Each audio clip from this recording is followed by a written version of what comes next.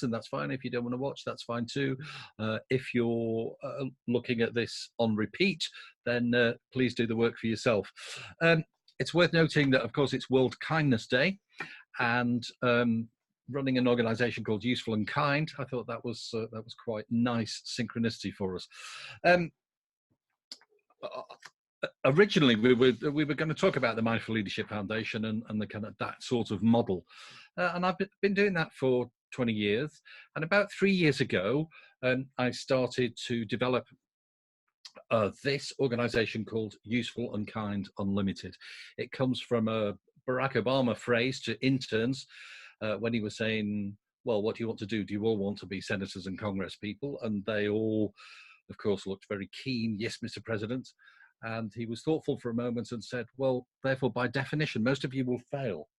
Whereas if you get up every morning with the intention of being useful and kind, you will be better partners, better co-workers, better managers, better leaders. You may lobby a senator or congressperson. You may end up being one. But your criteria for success will be, have you been useful and kind? So what we do is try and bring all those things together. So the example I give is Rosa Parks sitting on the bus, and the person asking her, telling her to stand up. Given a lot of the stuff about kindness and compassion and positive psychology that we know now, she would probably have felt the anger of the other person. She would have been compassionate towards the other person. And should she have stood up? Well, some of us think no, of course not, because that's where social change comes from, as we've seen with a lot of movements more recently, which I will talk about. So all I'm going to do is just share with you the kind of useful and kind model, which we believe is the answer to really powerful change, both individually and for the world. And we've got this SO model, which is how we can be useful and kind to ourselves, others, and the world. We'll talk a little bit about that, and I'll get some examples from you. But it's really worth thinking about things that you do that are kind and things that you do that are useful. And try to think about what's the kind of intersection of those things. What is both useful and kind? And we'll spend a bit of time on that. So I'll talk about the three separate bits of self, others, and world. I'm going to talk about why are we useful and kind? And then I'm just going to look maybe a little bit at leadership and how that works for us. So let's just start with self. If you've got a bit of paper, it might be just worth noting down ways in which you think you are useful and kind to yourself.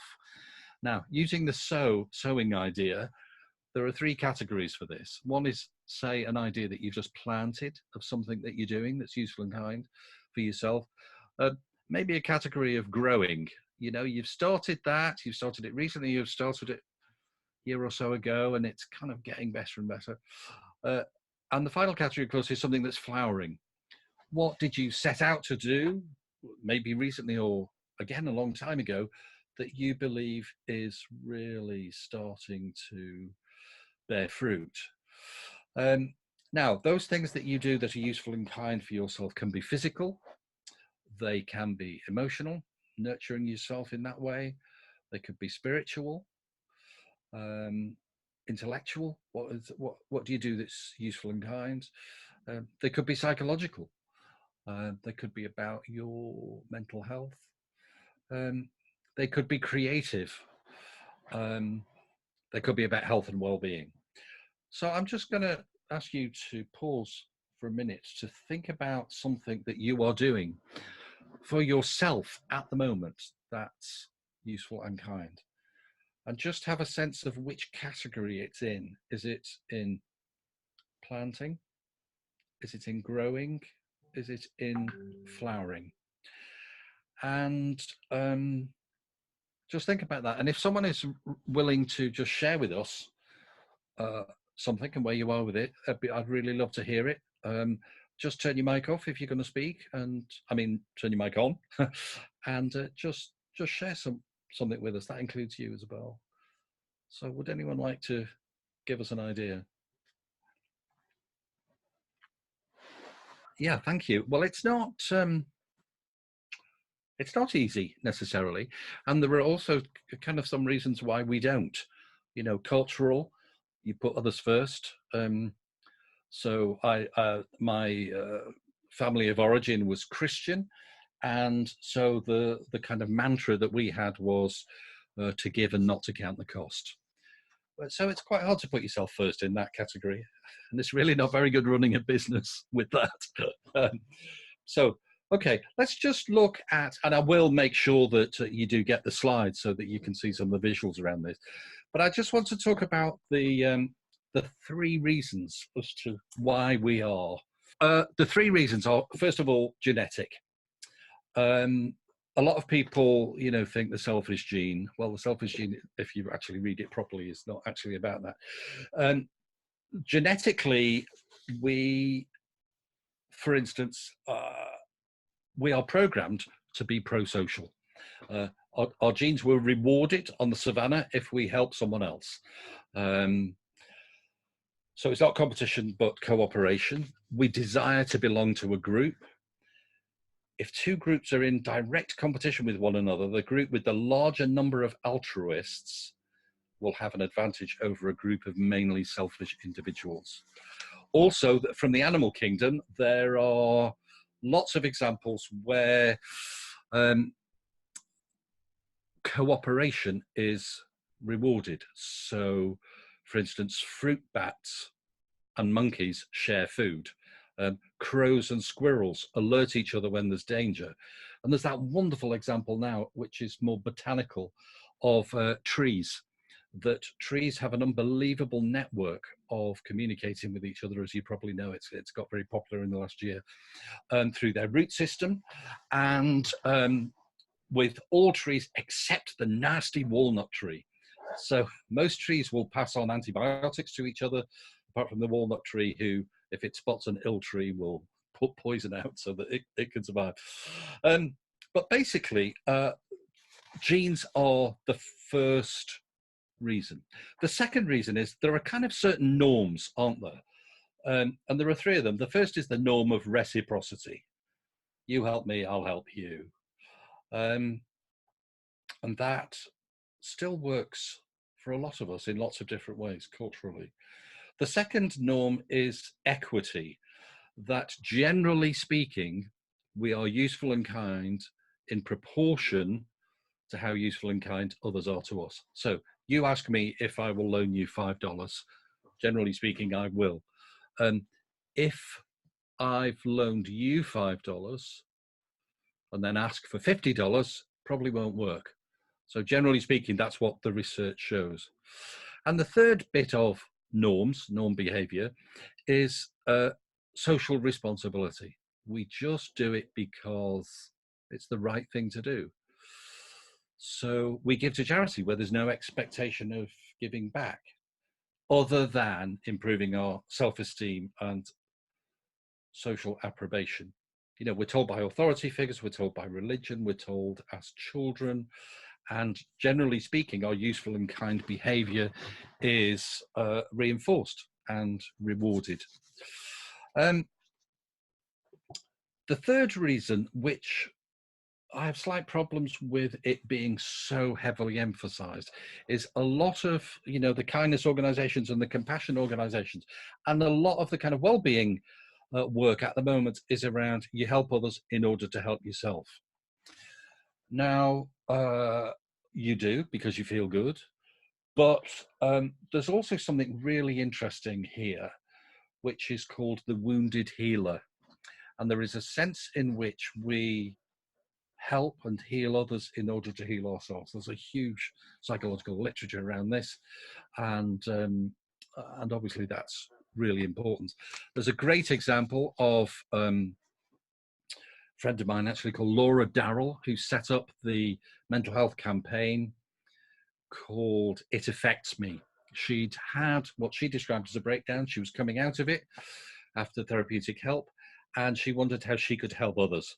And so she wrote on a post-it, it's a hashtag, it affects me, stuck it on her head, took a picture of herself, put it online, said, if it affects you or a friend or a work colleague or family, then do the same. And ideally give £3, $3 to a mental health charity. 13 million people have done this. I mean, it's absolutely extraordinary. And so that's kind of being useful and kind of something that came out of her own need to be healed. It's an absolutely wonderful organisation. Of course, also the golden rule that you all know, you've all written about and read about: do unto others as you'd have them do unto you. So that's why we do it. It's also being useful and kind to ourselves. Let's move on now to being useful and kind to others. So this is going to be Simon's example, certainly. So again, I just invite you to think of things that you're doing that are useful and kind to others. They may be at the planting stage, they may be at the growing stage, or they may be at the flowering stage. But I just want to clarify, because this is really important, and I think it's what makes useful and kind slightly different, is there are three categories of others. The first is those that are meant to be easy to be useful and kind to. So you might say loved ones. You might not, depending on your example that we've heard already from Isabel. But loved ones, friends that, you know, they call you in the middle of the night and you'll just be there for them. The second category, and the one that I think can change the world, is being useful and kind to those that it's hard to be useful and kind to.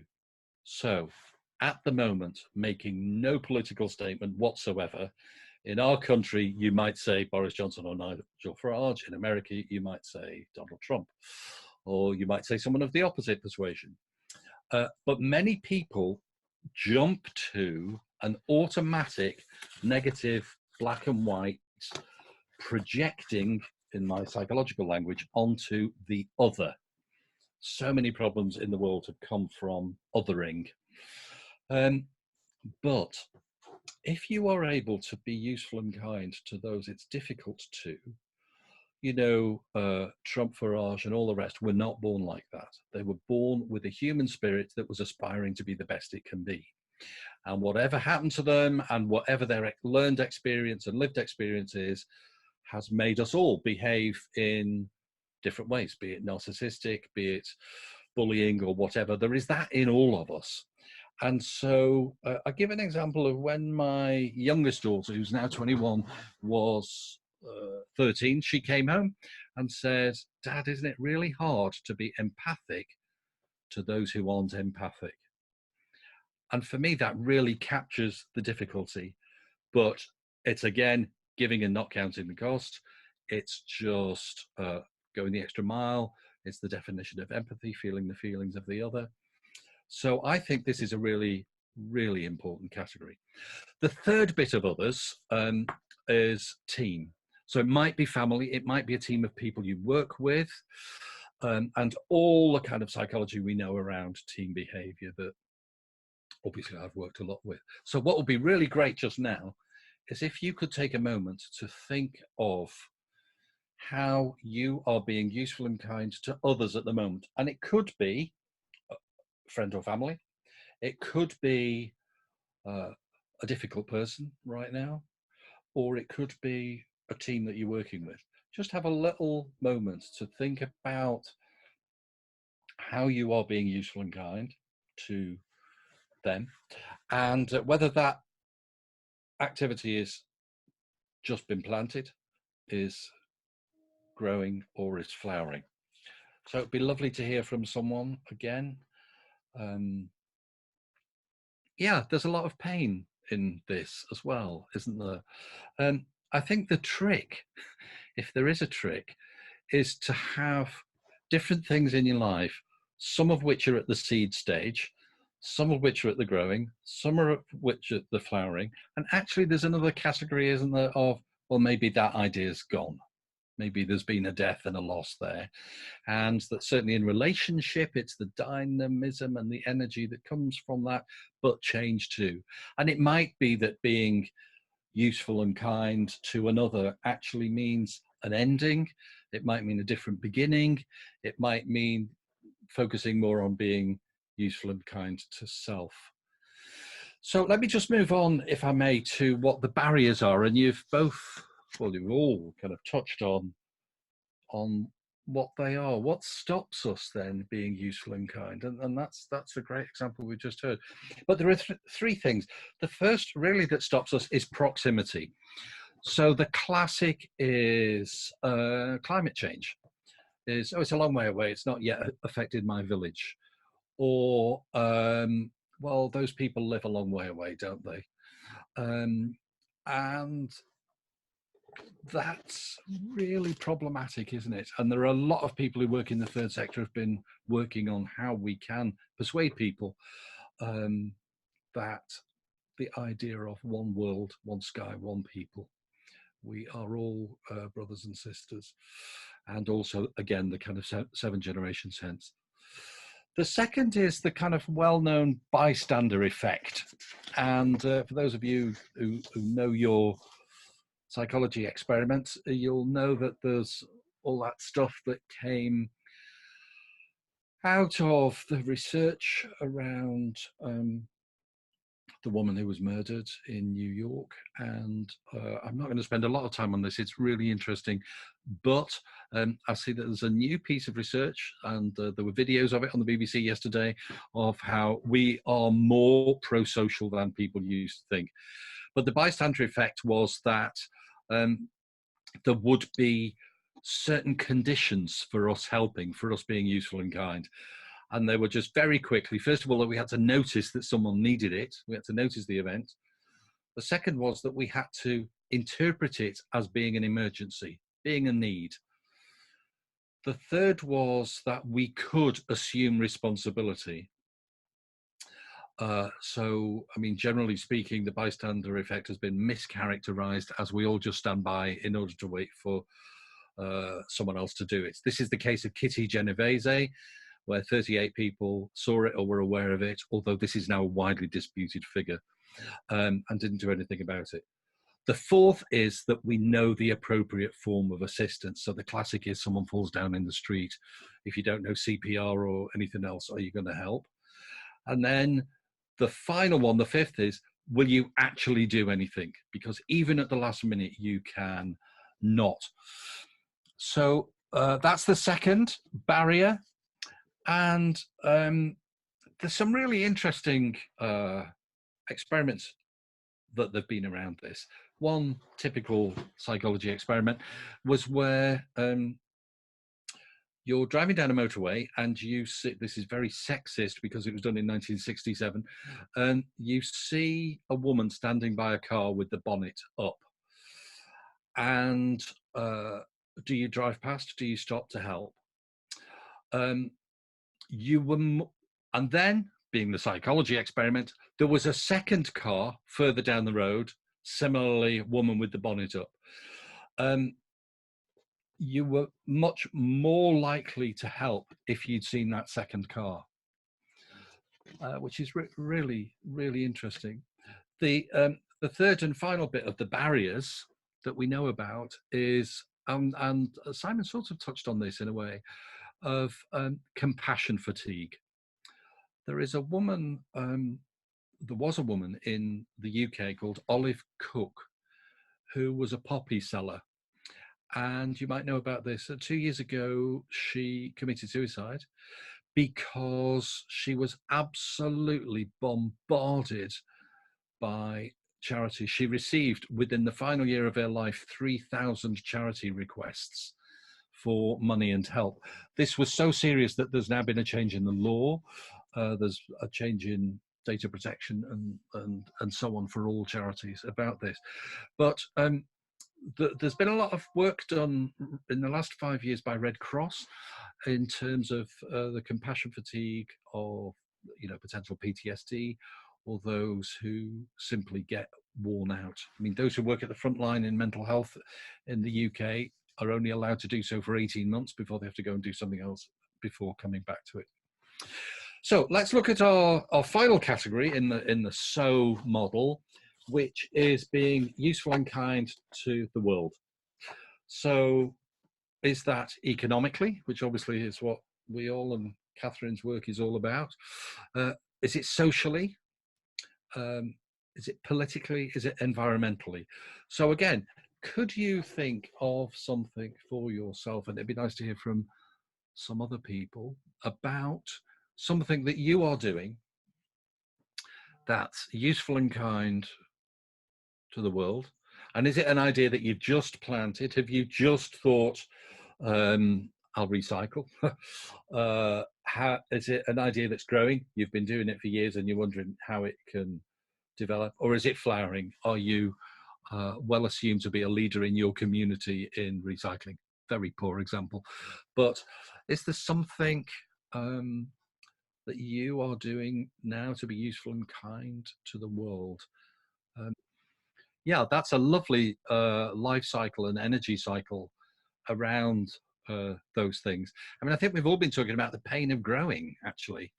And useful and kind has yeah, well, that's my kind of contribution, and it's certainly well planted. We've been going 2 years, 2 summer schools, and there's been plenty of pain with that, and we're kind of growing. We're on the brink of yeah, I was saying to Isabel before, you know, we need to raise 150 grand in order to be more strategic and have more impact. I'm waiting for the flowering, but then being a boy of a certain age, I want the world to be better by Tuesday. So I've got some way to go. And it's tough being your generation. It really is. There's, you know, there's so much pain, there's so much choice, there's so much to do. My generation has made a complete mess of it, and I don't see any great change politically. What I do see is the magnificent work of organizations like Extinction Rebellion, School Strike. You know, this is fantastic. And obviously we're trying to develop these people through the Useful and Kind Summer School, but these people who have got so frustrated that they're not rebelling in a violent way, which would be very understandable, as in Hong Kong, but they are doing it peacefully and with love and with pain. My youngest daughter was arrested as part of the Extinction Rebellion in London a few weeks ago, and is now suffering heart pains and nightmares about being locked in a cell.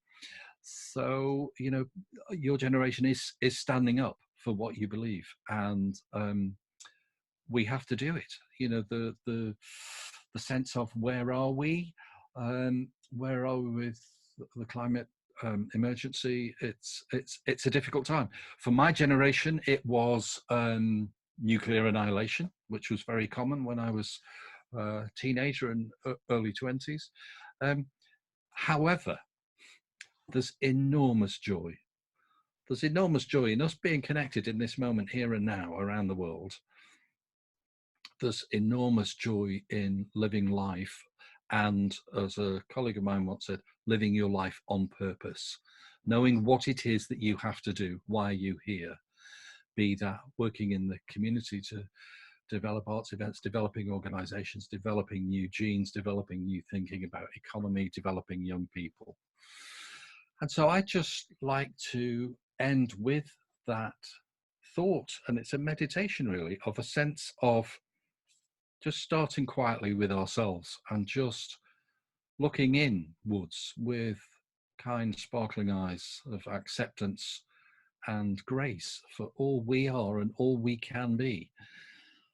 May we have the thought of being well, happy, and free from suffering as we offer that to others. First of all, if you bring to mind a loved one, and dig deep into your compassion and empathy and offer them that spirit, that generous, tender compassion of may they be well, happy, and free from suffering. And similarly, the tough person. We've all talked about tough people in our lives at the moment, and the change that will come if we can dig deep enough into that sense of tenderness and compassion to offer them the thoughts of being well, happy, and free from suffering. And then maybe a neutral person that you see every day, but you don't know particularly. Offer them the same thoughts. And as you bring all those people to mind in front of you, the loved one, the difficult one, the neutral one, and just offer ourselves the hope that we can all be well, happy, and free from suffering.